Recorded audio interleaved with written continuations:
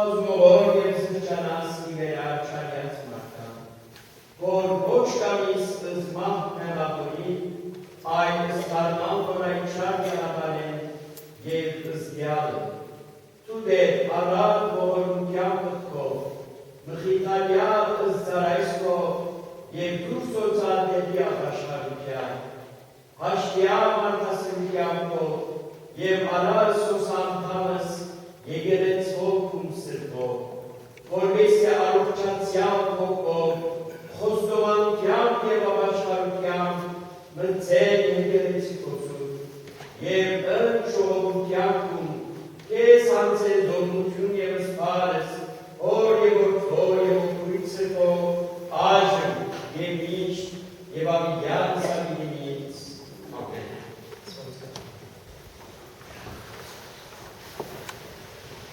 Անվանվոր և որդվոր և ոգվին սրբով, ամեն։ Սիրելի հավատացյալ ժողովուրդներ, ամենքդ բարի եկաք ձեր երկնային հոր դանը այս եկեղեցվո մեջ միասին աղոթեցինք և մեր աղոթները բարձրացուցինք առ Աստված, Աստված մեր բոլորին աղոթները ընդունականն է։ Արդեն մեծ բակի մեծամասնությունը գրեթե մեր ետին գցկենք և դագավ արդագավ կպատրաստվենք մեր Տեր և Փրկիչ Հիսուս Քրիստոսի հարության դոնին և կմոտենանք ավակ շաբթվան, որում մեջ պիտի անդրադառնանք զանազան թրվակներու մեր Տեր և Փրկիչ Հիսուս Քրիստոսի վերջին պատգամներուն փոխանցվող արարողություններու և պատահած այն դեպքերու, որոնք ամենքն ալ մեր փրկության համար կատարվեցան և մենք փրկության շնորհքին արժանացանք մեր Տեր և Փրկիչ Հիսուս Քրիստոսի խաչելությամբ, տանջանքով, չարչարանքներով, մատղությամբ և վերջապես խաչելությամբ և հարությամբ կսակվող այդ մեծ հրաշքով։ Ինչպես ասենք մենք կպատրաստվենք այս 7 շաբաթներու մեջ ընթացքին և այս 7 շաբաթները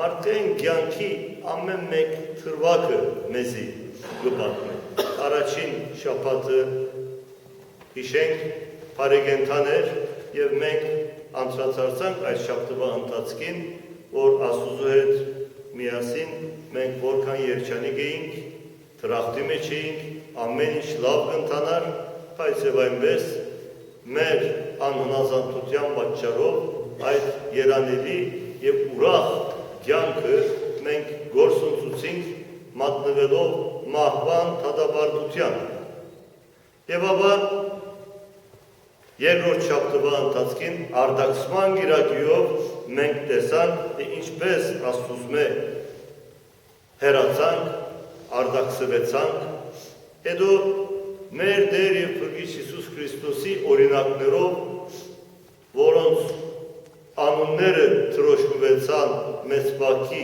գիրագիներու,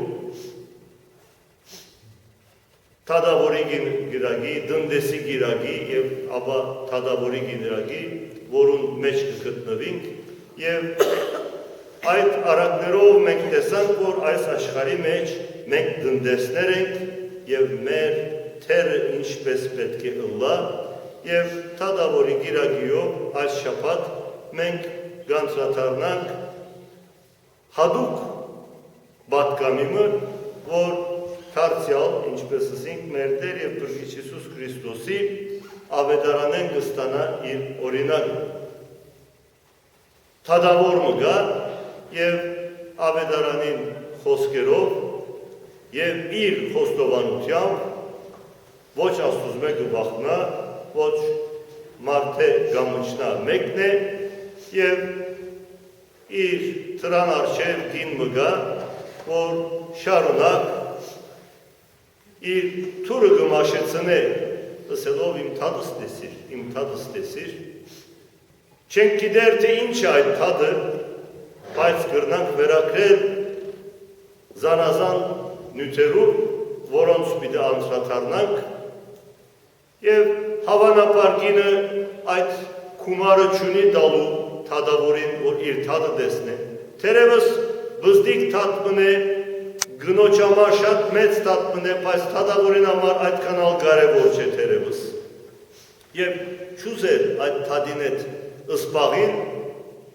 եւ ի վերջո կզզվի այդ գնոջ ըստիբում են, շարունակ իր թուրը մաշեցնել են եւ որոշում գուտա ըսելով, որ ես Աստծուց մեջ չեմ վախնար, մարդուց մեջ չեմ ամուշտար, բայց այս կինը կզզվեցնես ես եւ ես տեսնեմ այս գնոջ թադը։ Պատմություն այդտեղ կթատրի, չենք գիտեր թե թադին հետևանքը ինչ կլինի։ Դեր Հիսուս այս օրինակը գուտա մեզի աղոթելու կարևորությանը համար, որ մենք մեր կյանքի ընթացքին շարունակ պետք է աղոթենք։ Աղոթել երբ կսենք, մենք կգարձենք միայն, ինչպես ասկի առաջ շատ անգամ անդրադարձանք զանազան արիտներով, մեր խնդրանքները Աստուծո ներկայացնել, մեր փափակները, այն բաները, որոնք մենք չենք կրնարնել, մեր կարողութեն են վերը եւ կխնդրենք Աստուծո, որ մեր խնդրանքները դեղ բերե, մենք ալ կոհանանք իր մեջ։ Անշուշտ է աղոթքներու բարունակությունը այս չէ քրիստոնյայի համար, աղոթել կնշանակե սրտանց Աստուծո հետ միասին ու։ Հավատացյալը իր կյանքի ընթացքին միշտ պետք է աղոթե։ Այդ աղոթքը այլևս իր մեջ ինչպես սրտի դրոպումը շարունակ կդրոպե սիրտը եւ որքան ադեն սիրտը կաշխատի մարդ գաբրի, նույնպես աղոթքը մարդու կյանքի մեջ հարադեր պետք է։ Փողոցի թեփքի համար կրնանք աղոթել, մեր ծրացին համար կրնանք աղոթել, երկրի համար կրնանք աղոթել, փնության համար կրնանք աղոթել, դարաբողի համար կրնանք աղոթել, ուրախ մեկում համար կրնանք աղոթել, փառք կրնանք տալ ուրիշի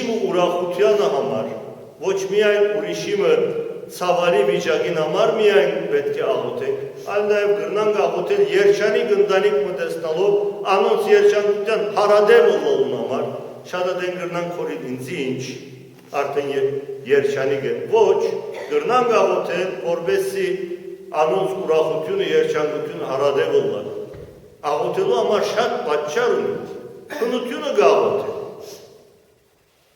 անասունները կաղոթել, ուրեմն մենք աղոթքի մեջ պետք է ըլլանք, շարունակ եւ ասիգա մեր կյանքի մեջ սովորություն պետք է ըլլա, այլևս մեքենայաբար պետք է ինչպես սիրտը երբեմն կպատահի, որ կթատրի դրոփել է եւ կմիջամտեն, չէ, կորձիկներով սրդին վրա կմիջամտեն, գեղձ շնչարում կուտան, որպեսզի կենթանացնեն այդ անձը, որոն սիրտը գեցած է եւ վտանգի տակ է իր կյանքը եւ եթե կհաջողին, կտեսնենք, որ այդ կորձիկները կսկսին աշխատել, այդ ուղիղ քիծը կսկսի շարժիլ եւ կհասկացվի, որ գաբրի այդ անձը քրիստոնյայի համար այդպես պետք է ըլլա։ Այդ քիծը շիդախ պետք չէ ըլլա քրիստոնյայի համար,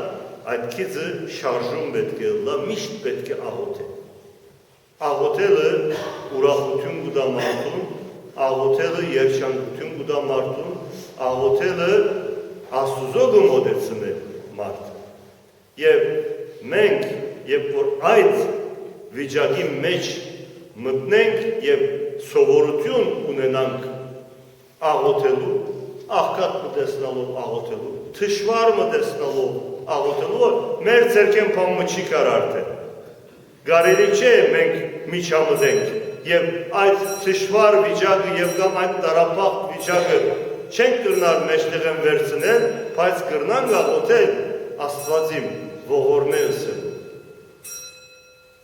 օդարներուն համար եւ բոլոր անոնց համար, որոնք մեր դիմացն են։ Ինչու որ մենք Աստված չենք տեսնել, բայց կտեսնենք մեր շուրջը, մեր բարեկամները, օդարները մեզ մե բոլորովին հերու եղողները, մեզի անձանոթները, բայց կրնանք աղոթել աղոթությամբ, աղոթով սիրտի դեր տուղալը մարդուն կյանքը կփոխե եւ այսօր մենք կրնանք գսել եւ հանգիստ կրնանք գսել հոգեվոր կյանք ունենալ մարդ։ Հոգեվոր կյանքը դարբեր կյանք ունի, մարմնավոր կյանք ունի, որում մեջ գաբրինք մենք պետք է ուտենք, պետք է խմենք, պետք է մեր մարմինին ուշադրություն դարձնենք, պետք է խնամենք մեր ֆիզիկական պայմանները, պետք է բարելավենք կարելիության չափով, բայց եւ այնպես մենք նաեւ ունենք հոգիմը եւ այդ հոգին բարելավելու համար մենք կգարոդենք աղոթելու, որուն կարևորությանը գանձրադառնա մեր Տեր եւ Քրիստոս Հիսուս Քրիստոս աշխապտվան այդ թադավորի օրինակով։ Ասիկա աղոթելու կարևորությանը համար է եւ մեզի կհիշեցնե մեր Տերը, ասելով որ հարադեր աղոթքի մեջ պետք է լանք այն գնոջ նման, որ թադավորին արշև եկավ եւ իր թիմացի կողմը գտնվող այդ անձին հետ եւ կամ ինչ էլ չենք գիտեր, թադը դեսնա ասելով հարադեր թիմեց։ Bugün biz yargıcın pazarını idrak ediyoruz ve bu yargıcın pazarında Efendimiz Iisus Hristos bu örneği verirken duanın önemine ve duanın sürekli olması gerektiğine değinerek bu örneği veriyordu. Ancak burada bizi düşündüren başka şeyler var. Kutsal kitabı okurken sadece kutsal kitabı okumakla yetinmemeliyiz. Aynı zamanda düşünmeliyiz. Kutsal kitabın bize verdiği mesajlar doğrultusunda. Ve bu durumda biz görüyoruz bir kadın var ve yargıcın önüne her gün gidiyor. Usanmadan kapısını aşındırıyor ve davasının görülmesini istiyor. Davasının ne olduğunu bilmiyoruz. Ne konuda bir davası var bilmiyoruz. Ama bizim buradan çıkartılmamız gereken bir başka ders var. Sürekli haberlerde, sürekli adli olaylarda, sürekli buna benzer dizilerde görürüz. Kolluk kuvvetleri suçluyu takibe alır. Teknik takip derler. Kişi farkında bile değildir. Gündelik yaşantısını sürer. Yemeğini yer, gider, gelir. Hayatının her bir anını kendi arzusu içerisinde geçirir ama suçludur. Ve bu teknik takip sonucunda işlediği suçlar bir bir not alınır ve sonradan yargıcın karşısına çıkar. Ve yargıcın karşısına çıkması durumunda yaptığı, işlediği o yanlışların karşılığında kendisine sorgu yapılır ve o sorgunun sonucunda da ceza alır veya beraat eder. Biz kutsal kitapta, mezmurlarda şöyle okuyoruz. Kulunla yargıya girme, çünkü hiçbir canlı senin karşında aklanmaz. Biz bir anlamda hayatımız boyunca farkına varsak da varmasak da nasıl Hostovank'ın içinde dediğimiz gibi kidutyam, evan kidutyam, gama, eva gama, mega asuzo diyoruz. Günah işlediğimizi itiraf ediyoruz ve Tanrı'nın bağışlamasını istiyoruz biz.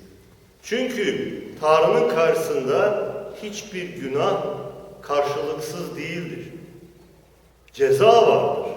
Ama o cezanın karşılığı nedir? Ana ceza idam, yani ölüm. Her birimiz ölüm mahkumuyuz. Bunu farkına varsak da varmasak da bu gerçekle her gün karşılaşıyoruz. Bakın daha dün haberleri izlerken bir sanatçı konseri esnasında birdenbire yaşantısını kaybetti. Allah rahmet eylesin. Ancak bu bize bir gerçeği hatırlatıyor ki hayatımızın bir garantisi yok. Teknik takipteyiz bir anlamda. Ve bu teknik takip sonucu Tanrı'nın karşısına çıkacağız ve Tanrı'nın karşısında aklanmamız söz konusu değil. Sadece Efendimiz Iisus Kristos'un bizim için kendini feda etmesi ve kendini ilk ve son kez kurban olarak vermesi sonucunda biz onun merhametine sığınabileceğiz. O yüzden diyor ki Avedaran'da davacınla yolda anlaş diyor, değil mi? Hatırlayacağız. Önce yolda anlaş diyor. Eğer anlaşmazsan diyor o seni polise verir. Polis de yargıcın karşısına çıkartır. Son kuruşu ödemeden oradan çıkamazsın. Davalınla yolda anlaş. Biz yolda anlaşacağız Rabbimizle. Hayatımız boyunca duayla ve Tanrı'ya sığınarak hayatımızı belirleyeceğiz. Derisus'un verdiği birçok örnek var. Lut örneği var. Nuh örneği var. Ne diyor Derisus? Yiyorlardı, içiyorlardı, eğleniyorlardı, kız alıyorlardı, damat gidiyorlardı ama birden yıkım geldi. Hayatımız her gün günlük güneşlik değil. Bir gün bulutlar geliyor. Bakın dün güzeldi hava, bugün yağmurlu. Hayatımızın da ne zaman hangi durumda olacağını biz bilemeyiz. Karamsar gibi gözüken bir durum ama gerçeğin ta kendisi. O zaman ayık ve uyanık olarak hayatımızı sürdürmeliyiz. Ona göre hayatımıza yön vermeliyiz. Çünkü Tanrı'nın merhameti olmadıkça biz aklanamayız. Bize bir çağrı geliyor. Davamız var. Ve bu kadın bir anlamda bizlerin hepimizi temsil ediyor. Tanrı'nın önünde bir davamız var. O yargıcın karşısına çıkacağız. Ve o yargıcın karşısına çıktığımızda bizler hayatımızın içerisinde yaptıklarımızla ve Tanrı'ya olan imanımızla hayatımıza Tanrı'nın bize gösterdiği yaşam tarzı yönünde belirlediğimiz değişimlerle ancak Tanrı'nın merhametine sığınabileceğiz. Bunun birçok örneği var Avedara'nın içerisinde. Ve biz hayatımızı bu şekilde belirlemeliyiz. Duayla ve Tanrı'ya yakararak ve hayatımızı değiştirerek, düşüncelerimizi değiştirerek, sözlerimizi değiştirerek, hislerimizi değiştirerek. Bu kolay bir şey değil. Çünkü hayatımız, Hristiyanın hayatı özellikle değişime yönelik bir çağrıya dayanır. Bizler her gün değişmeliyiz. Nasıl ki bir şey her gün bozulmaya yönelik bir davranış içerisindedir. Yeni bir alet alırsınız, günden güne bozulmaya başlar. Bir beyaz eşya alırsınız, sağlamdır, sonra bozulmaya başlar. Bizler bozuk ürünüz. Kendimizi bozduk, her gün yenilenmeye çalışanlarız biz. Her gün daha taze, her gün daha yenilenmiş, her gün düşüncelerini daha değiştirmiş, her gün daha Tanrı'ya uygun yaşam süren bir hayat içerisine girmeliyiz. Bunun örnekleri bizde Avedaran'da veriliyor. Kutsal kitap içerisinde bize veriliyor. O zaman bize ne kalıyor? Bu yemek tariflerine uymak. Kutsal kitabına biz Ermenice'de Caşukirk diyoruz. Caşukirk. Yemek kitabı gibi tercüme ediliyor ama oradaki yemek Tanrı'nın sözü. Ve Tanrı'nın sözünü biz yiyerek, Tanrı'nın bedenine yaklaşarak, onun bizim için akıttığı kutsal kana sığınarak bizler her gün yenilenmeliyiz. Eğer geçen haftadan bu haftaya bir yenilenme yoksa sizin hayatınızda, benim hayatımda ve genellikle Hristiyan adı altında yaşayan birinin hayatında, o zaman o hafta, o gün, o yıl boşa geçmiş demektir. Biz çoğu zaman törenleri idrak ettikten sonra ne diyoruz? Astvas kaldarvan arşa. Amen.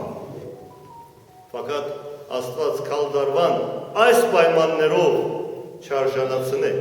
Astvas kaldarvan tohvat sevov, norokvat sevov arşanasını. Yenilenmiş şekilde, değişmiş şekilde günden güne ilerleyelim. O zaman hayatımız bereketlenecek. Bizler bütün okunan bu dualar içerisinde, okuduğumuz metinler içerisinde, ilahiler içerisinde bundan başka bir şey söylemiyoruz. Yenilenmeye açık bir hayat içerisinde olmalıyız. Çünkü Tanrı bizi kendisi seçti ve yanına alıp bizi kendi krallığında yer vermek için çağırdı ve biz o çağrıya uymak için kıyafetlerimizi değiştirmeliyiz. Her yerin bir kıyafeti vardır. Uygun olmayan bir kıyafetle herhangi bir yere gidemeyiz. Yatağa yatmanın kıyafeti vardır, evde oturmanın kıyafeti vardır, sokağa çıkmanın kıyafeti vardır, misafirliğe gitmenin kıyafeti vardır, resmi bir ziyarete gitmenin kıyafeti vardır, kiliseye gelmenin bir kıyafeti vardır, Tanrı'nın krallığına girmenin de bir kıyafeti vardır.